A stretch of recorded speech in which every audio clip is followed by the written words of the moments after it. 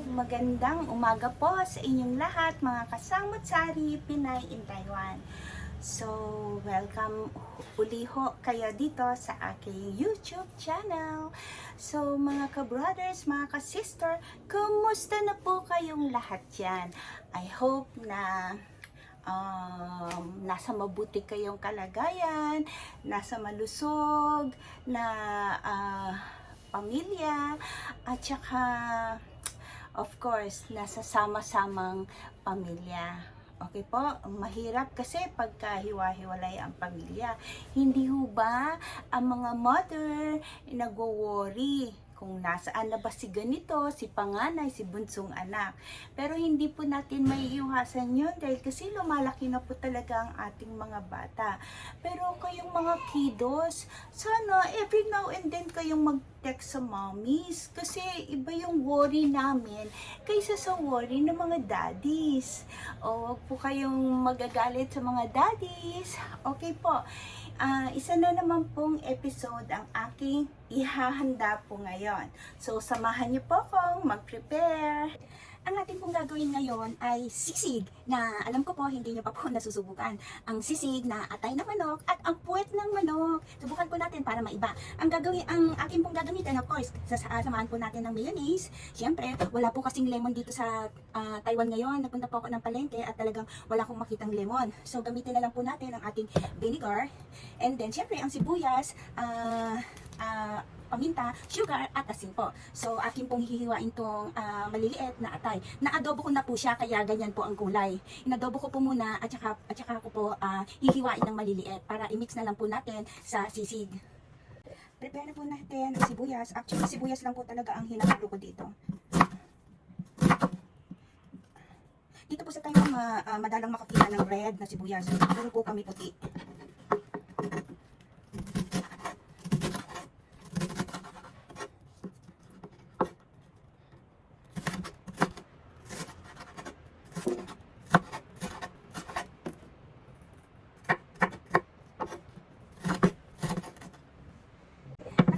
Sabihin sa inyo, syempre, meron po tayong luya.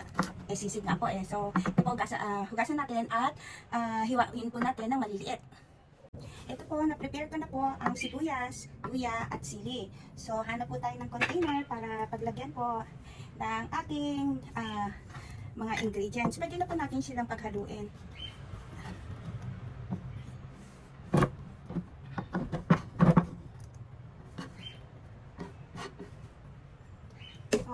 Susunod naman po, ito po, puwet po to, puwet. So, hiwain po natin ng maliliit. Actually, alisin nyo na po yung buto niya.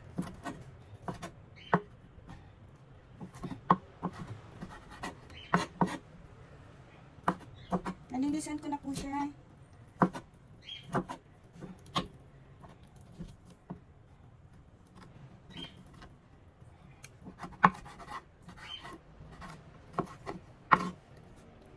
Ito po ang atay.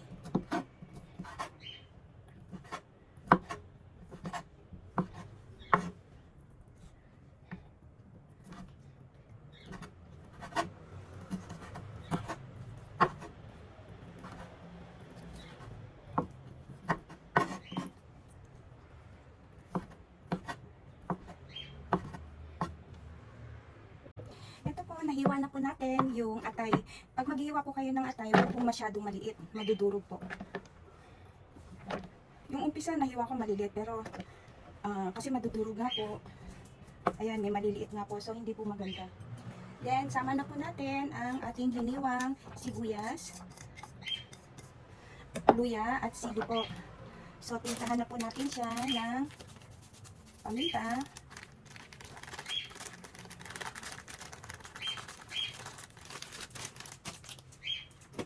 Asin po. Konti lang po dahil yung inadobo ko po yung manok kanina, yung pit ng manok, may lasa na po yun. May alat na po. Konti sugar po.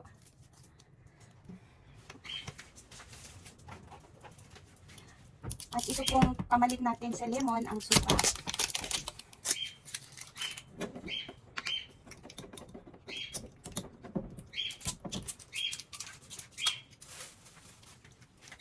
po.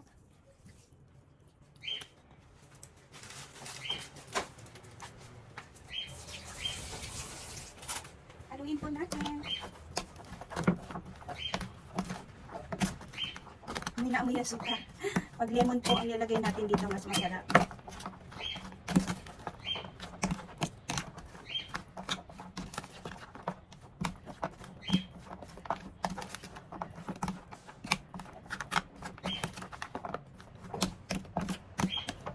Done. At ilagay na po natin. Tikman po natin.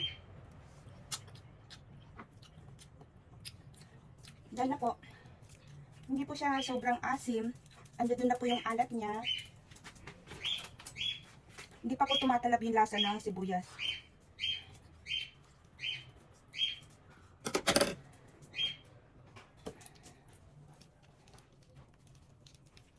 Add po tayo ng mayonnaise.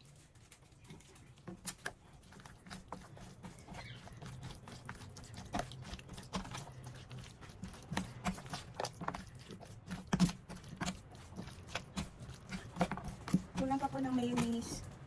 Baka mailagay na po natin itong lahat.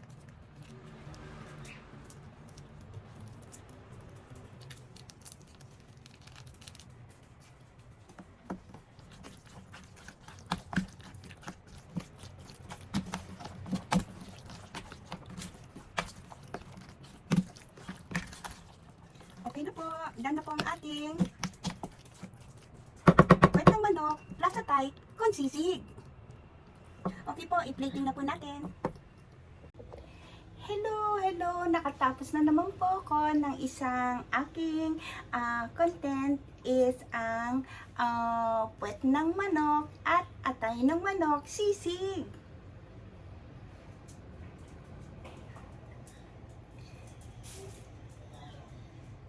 So, ngayon ko po napatunayan ng ang sisig po, marami po talagang pwedeng magawa kahit sa atay ng manok at sa puwet ng manok.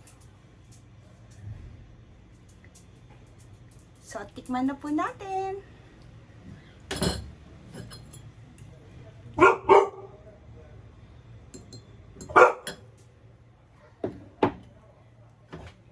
Ito po, tikman po natin.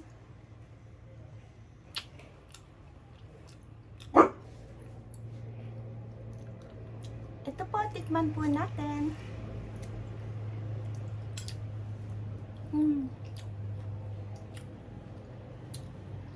Okay na okay pa rin po ang lasa kahit na hindi lemon lang ating inilagay.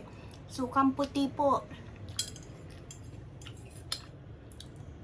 Ang sarap pala ng puwet ng manok.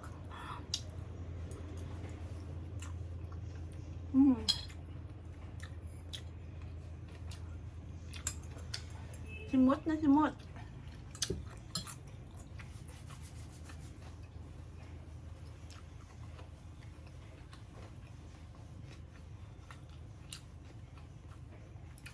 So, ano pa po ang ginagawa niyo dyan? Subukan niyo rin po ang sisig with puwet ng manok and atay ng manok. Ang sarap-sarap! First time ko po magluto, pero ang sarap niya siya. Kahit suka lang po ang gamitin ninyo. So, again po, ito po ang Kasamot Sari Pinay in Taiwan vlog. So, maraming salamat po sa mga nakapag-subscribe na po. At sa mga hindi pa po nakakapag-subscribe, please like and subscribe my YouTube channel. Maraming salamat po. God bless us all!